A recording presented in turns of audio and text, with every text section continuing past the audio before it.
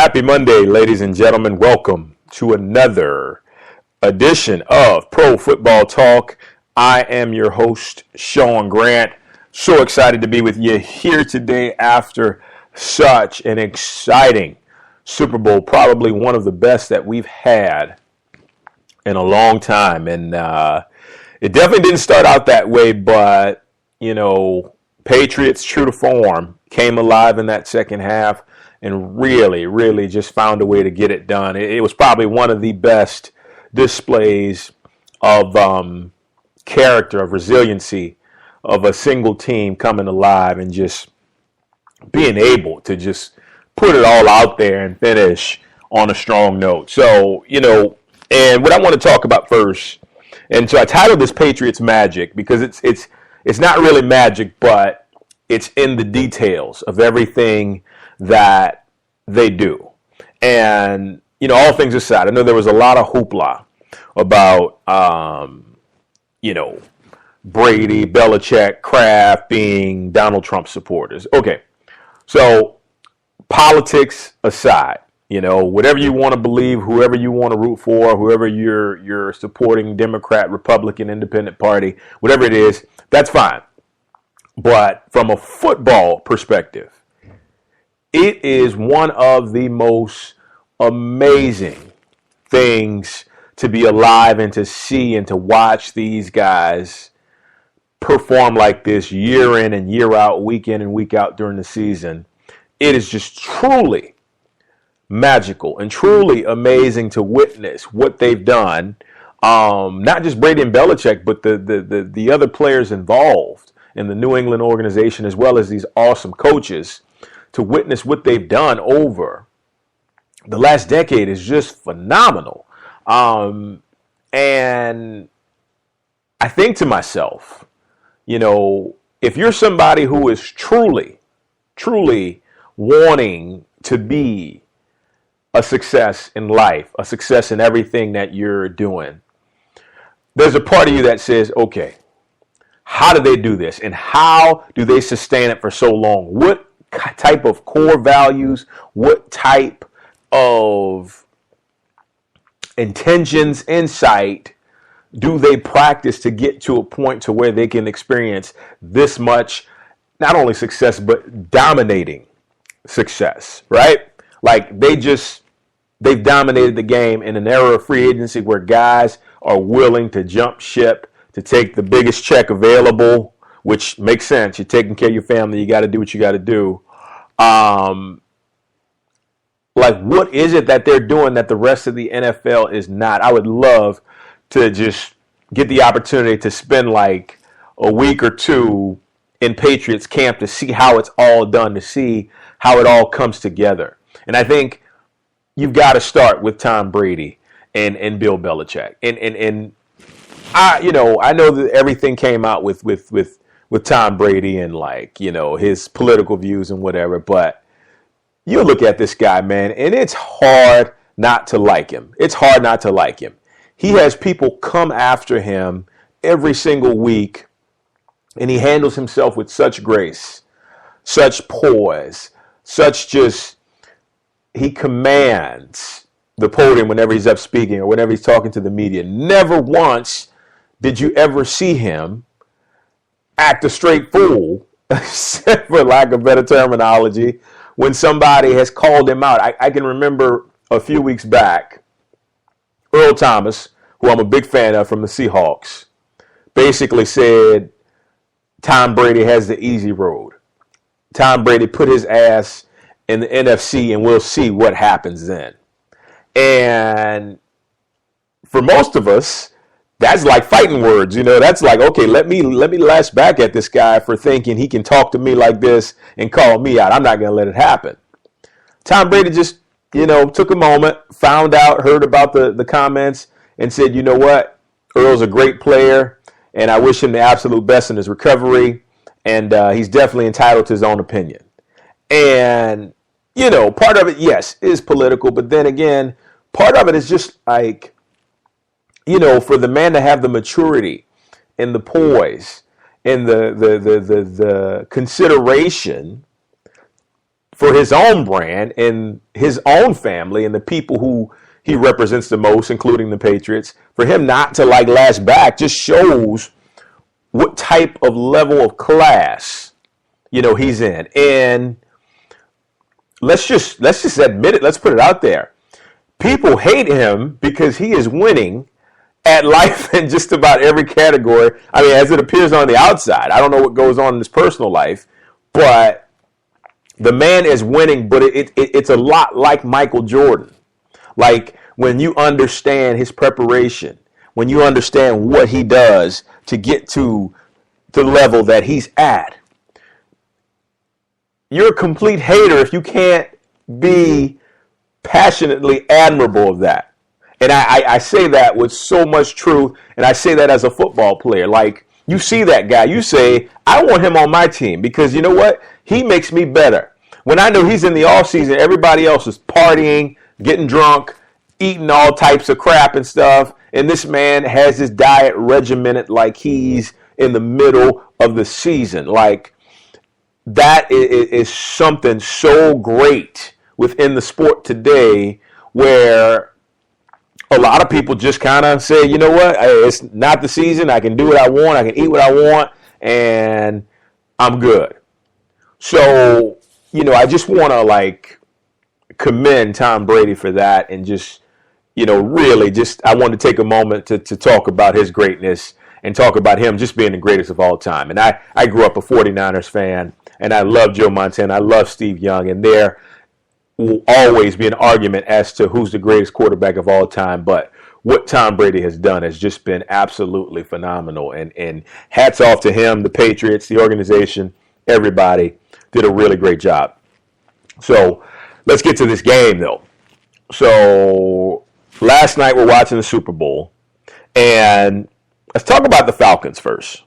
Because the Falcons did a great job. I mean, they started out, they came out, but I think one of the biggest things in the Super Bowl is a lot of times the team that starts the fastest, if we look back, the team that starts the fastest, with the exception of maybe the Seahawks and a few other teams who just had complete blowouts, but the team who starts the fastest usually is the one who kind of tires out towards the end because you're thinking this game started at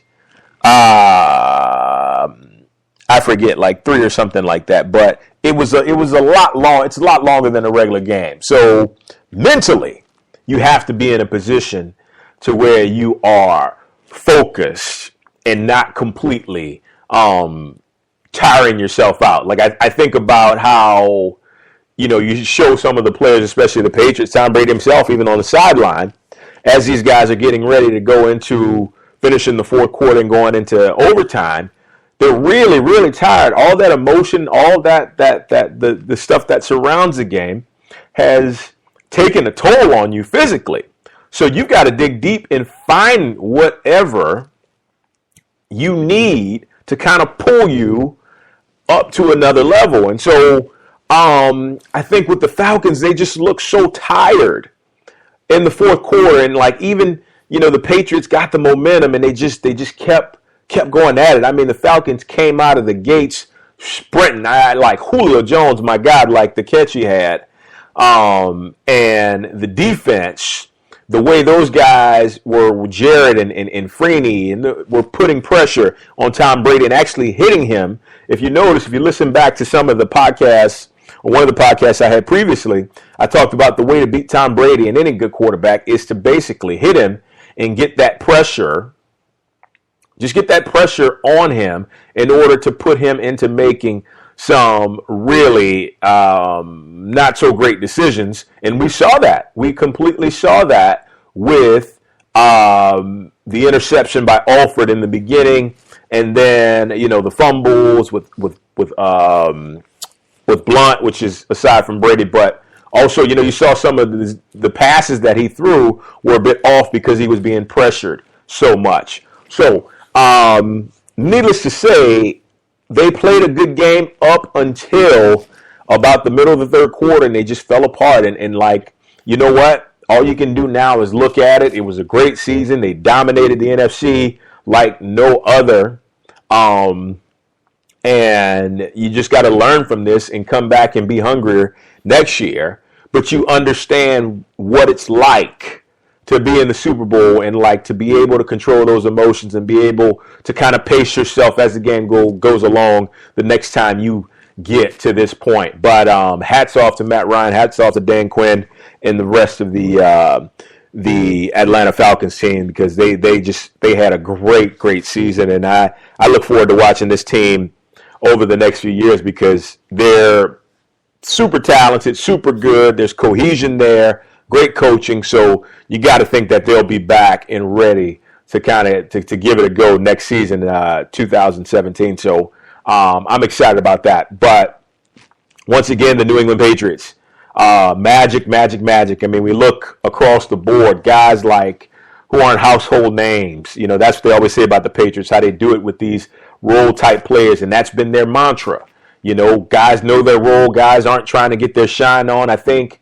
And you see that, and I'm a big fan of Antonio Brown, you know, but there's a reason why the Patriots are winning Super Bowls and the Steelers and other teams maybe aren't, because these guys are out for selfish gain. And I understand, like, you're a man, you want to get the best possible paycheck that you can to take care of your family and take care of your own interests. But look what happens when you buy into the team concept. Look what happens when you buy into being one, to being connected, and just working as a team. It creates success. It's indicative in football as it is in life. You know, it can never be just about you. And hopefully, for the Steelers' sake, you hope Antonio Brown can actually learn from these experiences and kind of like take it to another level from there. But selfishness won't get you anywhere. So, anyhow, just talking about the second half, because the first half, like, the Patriots they didn't look like the team that they did, you know, in the third and fourth quarter. And so I think back to the catch Edelman had and just how everything seemed to just be going wrong for him. You know, like the kicker missing the extra point. Like, this is a guy, you know, who basically was automatic throughout the entire season, throughout the entire playoffs, and he misses an extra point. And it's just like, it seems like nothing can ever go wrong. And I thought about this. I'm like, so I teach vibrational consciousness, and I truly and honestly feel like the first half, the Patriots were feeling all of that anger and animosity from the people who decided to go for the Falcons when they found out that, you know, Brady and Belichick were Trump supporters. But that's just my theory alone, that they were feeling those tough vibrations. But they came alive, and big plays from Edelman, big plays from James White.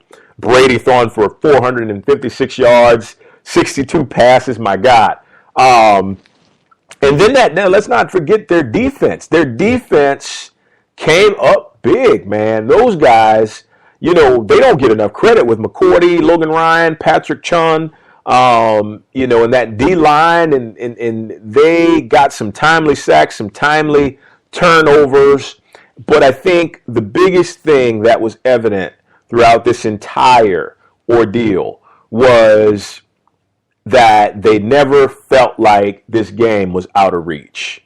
They never felt like, you would see they would get a bit dejected at times, but it was never a case of guys blowing up on each other on the sideline, cussing each other out, saying this is your fault, that's your fault, you know, it's not my fault or whatever, you're not doing your job or whatever it is.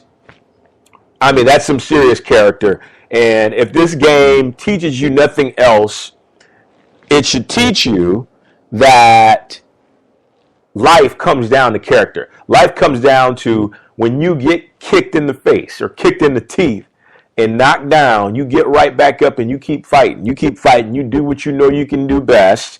And that's exactly what they did. They threw the ball, you know, and they ran it when they needed to. Once again, James White coming in, running in for a touchdown and then catching another touchdown. And they just kind of stuck to their game and never really got out of playing Patriot football, even when they were down 28-3.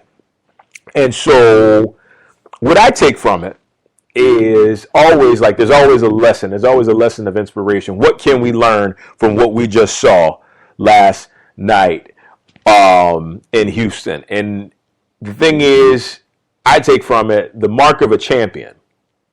The mark of a champion is somebody who won no matter what it looks like. I can't tell you how many people I saw on social media say, I'm going to watch something else, I'm going to bed, I'm going to do this. Like, it was, I guarantee you, it was millions or multi-millions of people who decided to do that, and they missed one of the greatest comebacks ever.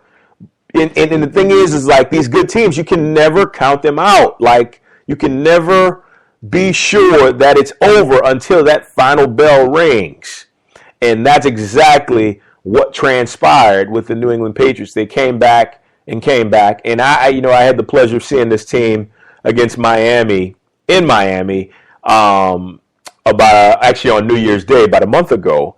And it was amazing. It was truly amazing to see just how crisp, how clean, how cool, how collected, how you didn't see guys making mistakes. You didn't see guys in the wrong places. Like, mentally, I think they were so sound and tuned in that's what stood out the most. Because you watch a team that's not as good, and you see drop passes, you see missed assignments, you see guys looking at each other lost, not figuring out what's going on. But you just don't see that from this team. And hats off to Belichick and his coaching staff for preparing them in a way that they did in order to make sure that they basically played like the champions that they are in that last half and in overtime. And so, congrats, man. It's sad to see that the season is over, but it's great to see to end on such a good note and see such a great game last night for the final game of the season. Now we turn our attention to the combine and these new guys from college getting ready to come in. Looking forward to covering a lot of that here soon as well on Pro Football Talk, guys. If you have any topics you want to talk about or you feel like you want to call in, feel free to do so. I'm here. I'm happy. I'm here to talk football, whatever it is. This is exciting for me. But other than that, thanks for tuning in. Hope you enjoyed the game as much as I did. And we will talk soon. Have a wonderful Monday, guys. Thanks so much. Take care. Bye-bye.